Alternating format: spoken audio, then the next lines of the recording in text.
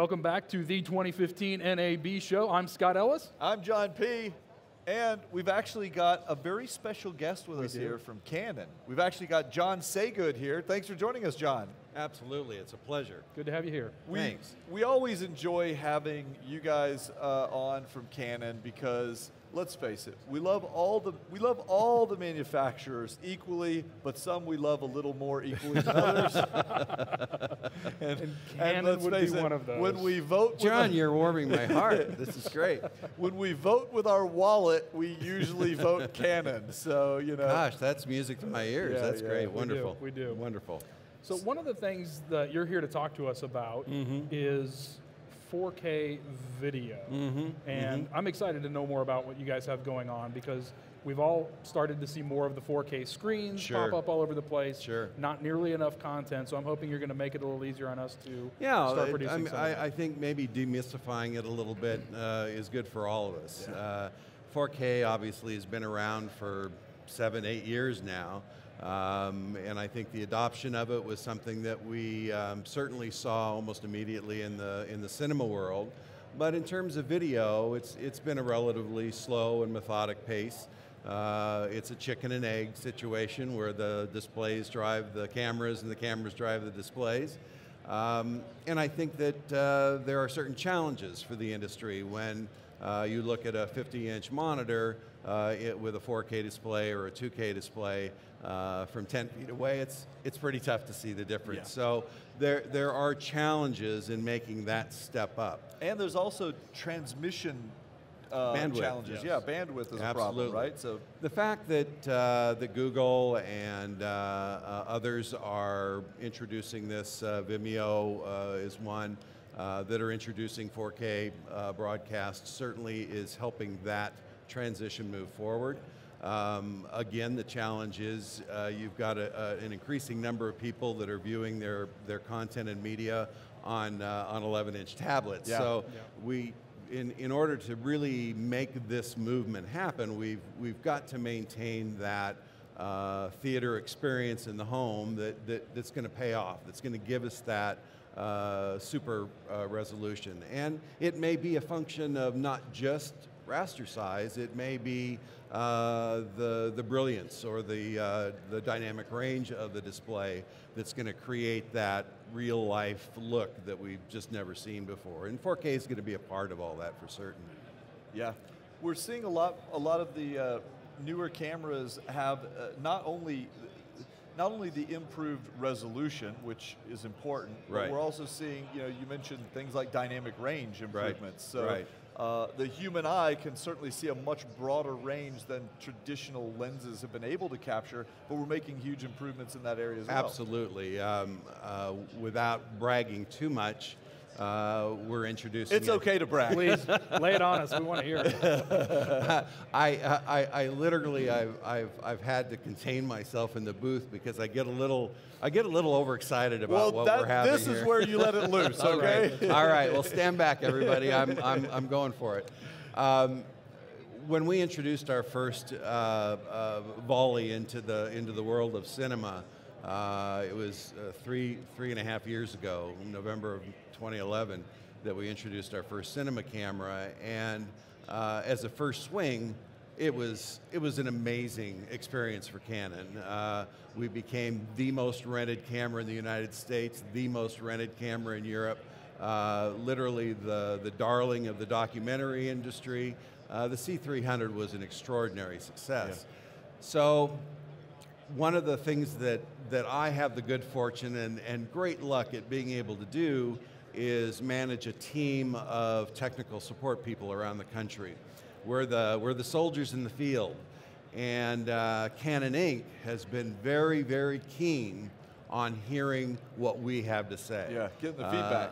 We are closing the feedback loop. We're talking to a company that has dominated their industry for so many years, and now they understand the importance of listening to what the customer is looking for in a way that they never have before. Certainly they've always addressed it, but now they're seeking it with excitement.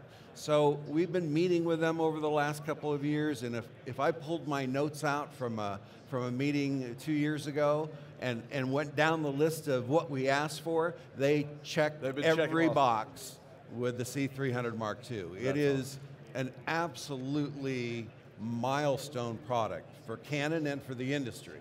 We're looking at a camera that, if I have any criticism at all, it's that they called it a C300 Mark II. You wanted a totally different I want a different C400. I don't want anybody to think that this camera has any mild evolution from the 300. It is a new camera from the ground up. Well, in what ways? Tell us, because I mean, there are people who are familiar with the old version. The list is as long as my arm, and I'll try not to read like a brochure.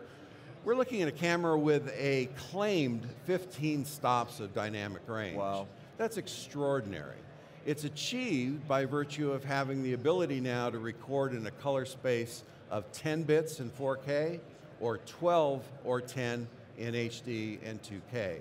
Now I'm old school.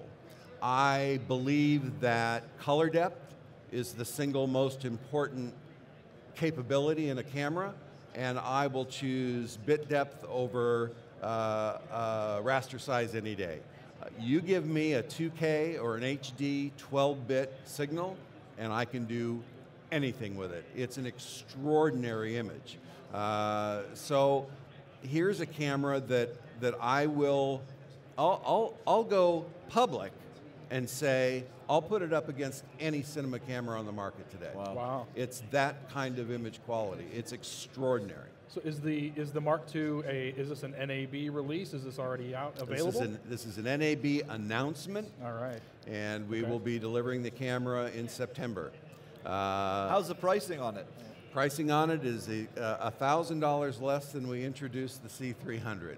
Price will be $15,999. People love it when you drop the price and give them more bang for the buck. And it is an amazing bang for the buck. Now, same form factor. I mean, if we had accessories, if we had mounts, if we had things like that, when I traveled around the country seeking feedback, the most important place for me to do that is the rental houses.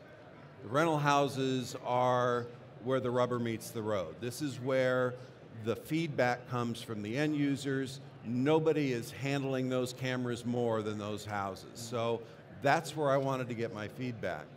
There was one common remark that without exception, every place I went said, we love your product because it always works. It's the most reliable camera we rent.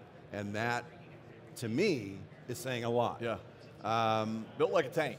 Push them a little further, and they say, however, the handles, you've only got 1/4 20 thread holding that handle on, and anytime I want to hang anything on that camera, I'm crossing both fingers. And the second thing that they complained about was the fact that our cables, our Hirose cables, were hardwired to the handle and monitor assembly. If that cable in any way failed, you had to pull the whole thing off the camera. It's just an unacceptable situation, especially in a rental house situation. So both of those situations have been eliminated. We now have fully interchangeable cables. We now have a structure, magnesium alloy structure on the handle that is absolutely rock solid. So we've made some really, really big improvements. What that did, to answer your question, is it beefed up the camera. We have now, obviously by virtue of this 410 megabit bit rate, we've got some heat to deal with. So we've got a couple fans in that camera. Add those fans, beef up the camera, and we've added 3 pounds to that C300 shape. But you'd be hard pressed to know when you pick it up because the balance is so amazingly good. Nice. Fantastic. Okay, outside of the C300, any other, I mean, you guys have a whole range of 4K capture devices. We do. We do. All over the place. That range is getting bigger and bigger. Where can we start? If somebody wants to get in at the lowest price point available, they need a really budget-friendly one. Where do we start? Well, John, it just so happens we introduced that camera yesterday at the Nice. show. It's called an XC10. It is a 4K UHD camera, a 3840. It is a camera that, when I told you the C300 Mark II is the camera that was literally Canon Inc.'s answer to all of our requests, the XC10, nobody ever asked for. These guys were working on something that we had no concept that they were working on. And it was a complete surprise when that little 2.5 pound camera came out in front of us and they said, what do you think of this? Imagine, if you will, this teeny little camera that has the ability to record 4K UHD, 8-bit 422, with a built-in 10 power lens covering a 1-inch sensor. You talk about a sweet size sensor. It's got the focusing friendliness of a 2/3 inch, but it has the depth of field control of a larger sensor. Yeah. It's just this perfect little window of opportunity in building a super small, compact 4K camera. And do we know when they're actually going to be available for people to get in their hands yet? We do. It's going to be June. Nice. June for And both of them? Price No, point? September for the big one, September for the big one, okay. June for the little one. Price point? So you can't do all of this stuff without moving a couple walls here and there. If you've got a little teeny camera that records at 305 megabits, a CF card or It's an not SD card ain't going to cut No. it. So Canon was put in the position of making that big decision. Do we go proprietary? Do we standardize? Thank goodness, wisdom prevailed and they standardized. Nice. We are using CFast as our SSD recording medium. Okay. Also adopted by Arri and half a dozen others. This will be the evolution of the CF card for all intent and purpose. The technology is new, and we all remember buying our first a 1 gig CF card for $350. Yeah, P2, I'm thinking P2, Okay. which was a lot more. I actually had a micro lot. drive. Those It was a were like Remember the hard micro drive. I drives? had one of those. I had a $1,000, micro drive, yeah. $350 That was for expensive. And the first thing you did with it is throw it at a wall because they said you could do that. It would still I work. did not do that. But Well, I was a dealer at the time. fair enough. So this technology obviously is pricey in the beginning. So we felt that it was the right thing to do to package a 64 gig CFast Good, card yeah. and a With the- reader Oh, and a reader, good. in the box. Okay, good. We're So you selling. get the camera, the card, and the reader, so you're ready out of the box to start We recording. want you to be able to open a box and go make 4K Good, movies. yeah. The price for the whole bundle is $24.95. Wow, that is not bad at all. Excellent. Yeah, it's really Okay, exciting. I have one last question, Of and then course. we're out of time. But I got one question about that particular camera. Absolutely. It may not be that one because you guys like to do this where you have two variants with a slightly different model number. Sure. I'm at that price point. That camera does not have an SDI output, does it? It does not. Okay, It does but not. is there going to be a variant that does? Well, we've Or seen we don't know yet? that twin relationship Yeah. in our small sensor cameras. I think again, and I've told people this for the last 2 days, and I'll try to wrap it up for you. But we've all been around long enough to remember the XL1 being introduced into the market, the 5D2 being introduced into the market. These were huge home run cameras for Canon, and they were cameras that Canon had no idea what the end user market was going to be for them. I think the XC10 is another one of those products. I think it's going to be a camera that the industry is going to teach us what it can do. And I think that the more feedback we get, and certainly at the show today, we've heard plenty from broadcasters, all we need to do is hear that SDI that one request term a few times, and don't think that's going to be something that we're going to be looking at really hard. Yeah.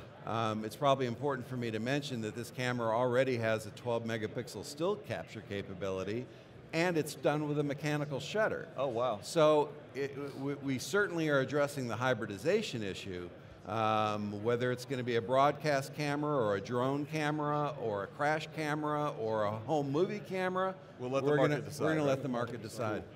All right. Well, thank you so much for joining us. We appreciate pleasure. it. Thanks, John. You guys, thank you for sticking around for all of our interesting conversations here today at NAB Show 2015. We'll be right back after just a few minutes, so stick around.